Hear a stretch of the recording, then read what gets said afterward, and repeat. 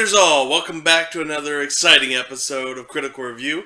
I'm your host, Kenneth Catagat. With me again is the lovely Aurora Jane. Hey everybody. We are reviewing episode 93, what I'm calling hashtag prison style.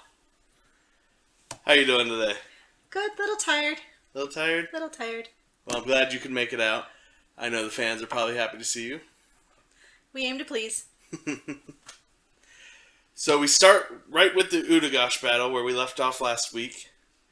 Went a little longer than I probably would have liked, but it was still actually a pretty cool fight. I was going to say, it kind of sounded like they took some of the notes we talked about in Right? the play, that it was mainly Utugosh. There was a little bit more. My favorite part was, the fact that Trinket was able to suss out what else was going on, even though they didn't end up paying attention Not to mention that bear cage. That was crazy. Yeah. Laura's reaction to that was just priceless. You're evil. No. Utugosh is evil. Well, and not to mention the fact that, she's like, well, if Trinket dies here, does he go back into my necklace? And you'll have to find out. Matt screwing with Laura when it comes to Trinket is just begging for trouble, in my opinion. What was your favorite moment of the Utugosh fight? I don't know if I actually had a favorite moment in the Utugosh fight. I enjoyed, the fact that they were all doing, a lot of singing every now and again. I definitely think the void of Scanlan and the song has left...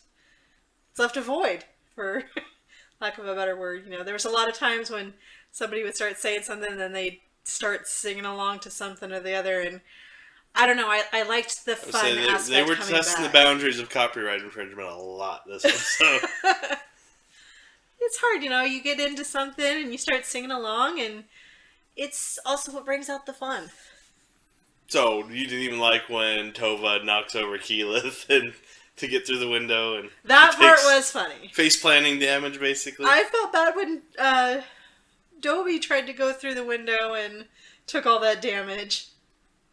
Oh no, he took damage trying to just get in. Yeah. He had to bend bars to get through. That wasn't the window. Oh, I apologize. That's what I was thinking of. But yeah, running right into the flames and instantly being knocked out was bad.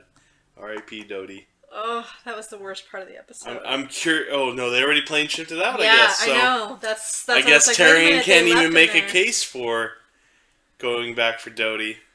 Well, maybe they'll have Noel back because he did tell Tova as they left, keep an eye out and see if you can. Yeah, Tova's not making it out of that prison. I'm sorry. She'll survive probably for one encounter.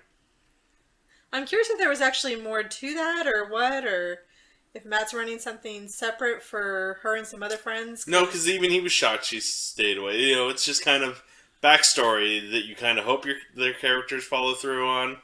And he was proud that she actually stuck with it and didn't choose to bail out. Yeah, that she was there. She was going to continue to find her friends. So, I don't know. Maybe she'll do her own D&D campaign continuing the crazy adventures of Tova. But I'm pretty sure she's going to die. She could just get Dodie out first. I'd be okay with it. But yeah, there was some great moments. I loved their reaction when the Bone Devil appears. I thought that was great.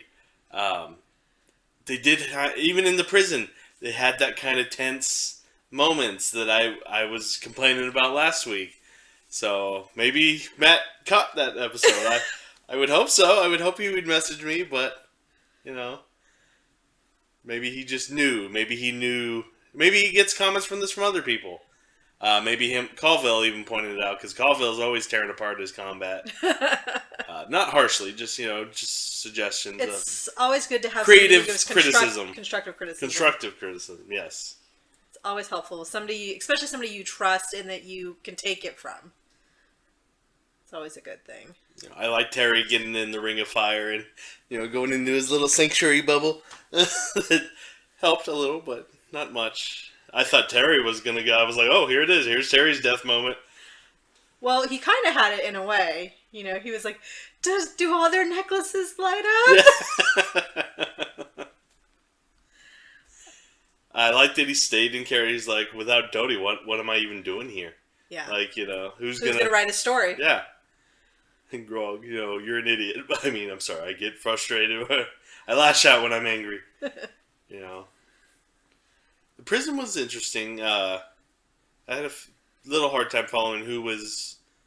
Like, they were getting, like, head tie raped by the chain devil thing, getting all their stuff stripped. Yeah. And then I think their ally showed up and stopped that's him. what happened. Okay. Well, I don't know that he stopped him, but basically distracted him. Hey, you're needed in this other area. Okay. And I guess it was true. I'm not really sure, like, because when he kind of shows back up later, he doesn't seem all pissed off that he got led away for no reason. I think that was that was a golem. That was a chain golem, not a chain devil. Okay. Yeah, no, that end fight was awesome. Little anticlimactic with Hotice, though. Well, if he was in the egg, I feel like it was going to be, and maybe that was on purpose. They've already had 2 fights with him. But at the same time, the whole situation was so tense. Because they're like, we need to link arms and get the fuck out of here. Well, and I also liked when he was describing I so thought, like, grin. Well, yeah, the grin. But, like, when they couldn't get that last chain, I thought the golem was going to get one more turn. Yeah. And somebody was going down. And then it was just going to all unravel from there. Yeah, it was definitely tense. Like, even Liam was like, can I, link here? And right? Can I drag him? Yeah. You know? It was very tense. And then, back when their first escape, before they got to that room, Keyleth goes down and takes 2 death saving throws, fails immediately, and then it's her turn, and they all realize, if she dies, we are stuck here. And I was just like, I'd never even thought of that myself. I was like, oh yeah, she's the only way you're getting out without probably making a deal or something. Well, and it's weird, because you never think of Keyleth as being Keyleth's never really gone down. Yeah, I was like, that's why, because you never think of her dying. She always has those extra hit points. She'll shapeshift. And... See, I would say she usually gets reminded of just before. I think she wasted one though. But she should have still had a second. I would think. She used her snake form or whatever to get out of her bindings. Yeah. But. So yeah, that was crazy. Interesting just like process. You see Travis just like basically gripping the crap out of Laura, like, oh crap, we're fucked if she dies. Yep. And I don't think it would be campaign. I mean, granted, the whole prison's on alert, but I don't know. It would probably be. It could be campaign over. I don't know. I feel like they could figure something out. I don't know. It would have been rough. I'm pretty sure at minimum half the party's dying trying to get out of that prison. Well, I think it would have changed the entire campaign. I don't know that it would have been campaign over. What was the third pact of the deal? All I remember is the soul being forfeit. It was about them having to release a demon in the temple or something to that effect, I want to say. I know it was releasing demons. No, I thought that was 2. You get a horde, and the cost is you let a couple demons into the material world. Oh. Because the third one, the cost is your soul. Yeah. I don't remember what the benefit was. I don't either. So I'm curious. I'm pretty sure Percy would have had to at least take Pact 2 to get them out of that prison. Well, I think that was kind of the point. Oh, yeah. But aside from that, it was actually a really good episode. I enjoyed it a lot. What about you? I did. I enjoyed it a lot more than I've been enjoying a lot of them recently, and that's saying something because it was combat heavy, which is, as we both know, and all of you know, I've kind of gotten a little burnt out on the combat. But I enjoyed the combat rounds. I liked, which was the scariest? The bone devil. The banter, and it was funny because I think it was like the thing I've been saying. It wasn't that dire, everybody's gonna die, the world's gonna implode situation, but it was tense enough to make it interesting. Like, it was back to having a decent combat to where I would say, yeah, it was there was something. there was brevity, it but felt there was cinematic though at the same time. Like yes. Something about it just felt visceral. Like you could see it a lot better than normal turn after turn churn. Well, and it also seemed like they were playing off each other more. Maybe that was just my own view on it. I don't know. I think he really enjoyed it. I feel like this is what he's had planned for the last few weeks. And maybe that's why some of the other combats suffered. But yeah, this one felt like it was planned. Like he had secret things going on and then release things. Like I was almost afraid he was, like, when he was doing these hand signal things, I was like, oh, okay, he's about to do the thing I was complaining about last week of just introducing more combatants. And they didn't. And, it ended up being trap stuff. Yeah. And then releasing another, like, mini-boss instead of multiple stuff for the people that were still in the hallway. So I thought that was cool. Vax is getting beef sticky with his vow of enmity, and because that automatically gives him an advantage, so it boosts his rogue abilities. I was just like, wow, him and Grog are just beef sticks like crazy now. Well, we do establish, now that they're getting to those higher levels, that especially with the vestiges and everything, He doesn't seem to be using Whisper that much anymore, though. I don't think he's really had a need for it. I mean, I think his thought process, he possibly would have used it if he needed to get to somebody when they were all trying to link. Mm-hmm. But he hasn't had a need to use it, really. Yeah. Alright. Well, any negatives stand out to you? Not as much as usual. So, I mean, I was actually really good on this episode. I really enjoyed it. Like I said, I liked the banter here and there. Super sad about Dodie. I really hope there's some way to bring him back because... We can build him stronger, better, more. $1 million Dodie. It would be cool if they somehow Dodie ended up back in, the material plane, but in pieces to where they had to go find him to put him back together. Like, I don't know. I feel like they're lacking a storyline now. Which, happens between the big encounters. We had the beginning with Kavarn and everything. And then there was kind of little nothing in between. Keyleth went to the Fire Ashari and that kind of stuff. And then there was the Briarwoods. And then there was a little downtime. And then the Chroma Conclave. I'm fine with downtime. I like when we have, like, our Wintercrest moments where, like in Avatar when they go to the beach, Let's have some fun moments. Let's see what these guys are like on vacation, Well, I like that too. I just, like with any story, you have to have some type of an underlying theme. Yeah, don't make it dire or a big thing. That's why I feel like... You also have to unwind too, otherwise it feels repetitive. Well, that's why I like the Dodie storyline. If they have to travel these different places, think of the different adventures they could go on. You're like, yeah, they want to put them back together, but it's not a dire, everybody's going to die situation. But it gives an underlying storyline of trying to find pieces of Dodie to put them back together. No bueno. We're not always going to agree. No. I want them on an actual vacation. Let's let the couples go have some couple time and, let Grog and Terry... feathers. Let Grog and Terry go off on an adventure and figure out how he's going to record his book now. He's lost his book! I didn't realize that. His book is gone. Itself is gone. Like, not just Dodie, his actual book is gone. Yep. All his notes. I was looking forward to that 26 pages of seagulls. Well, I thought it was really funny. Sam had said he even started to write it. Yeah, I look forward to that. I hope something comes of that.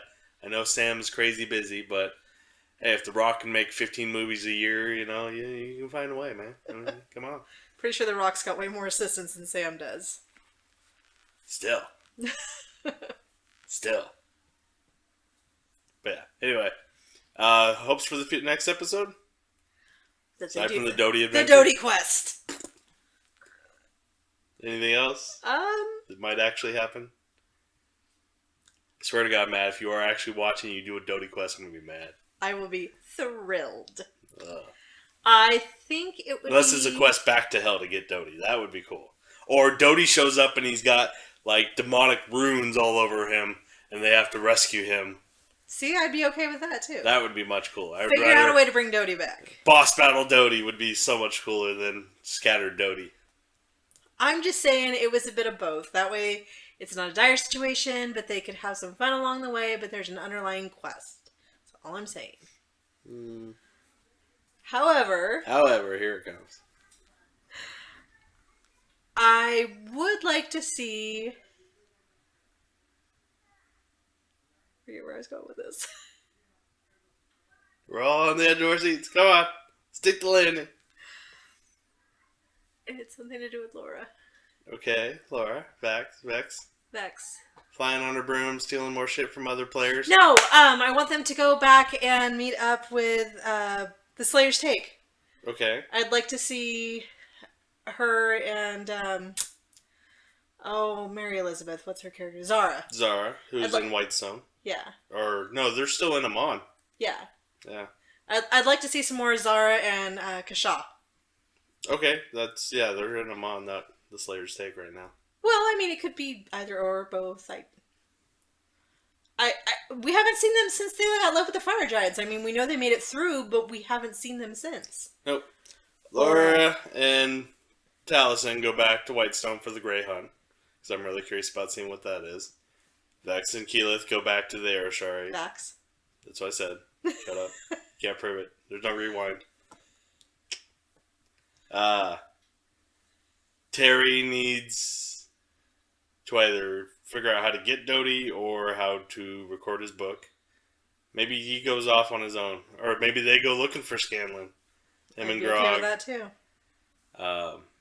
Although I don't know if Grog's really interested in finding Scanlan. He seems very adamant about leaving Scanlan alone. I don't know. They can go find trouble of their own and I don't know.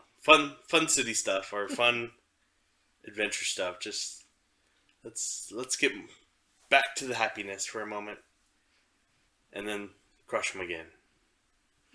Trask. But yeah. Anyways, let us know what you guys liked, what you didn't like, and what you hope to see in the comments below. Follow us on our social medias. All that will be in the doobly-doo. As always, tune in every Tuesday at 5:30 for the live show on Twitch and the rebroadcasts on YouTube at 6 and after. I've been your host, Kenneth Kattegat. My guest today has been Aurora Jane. Have a good night, everybody. Roll on.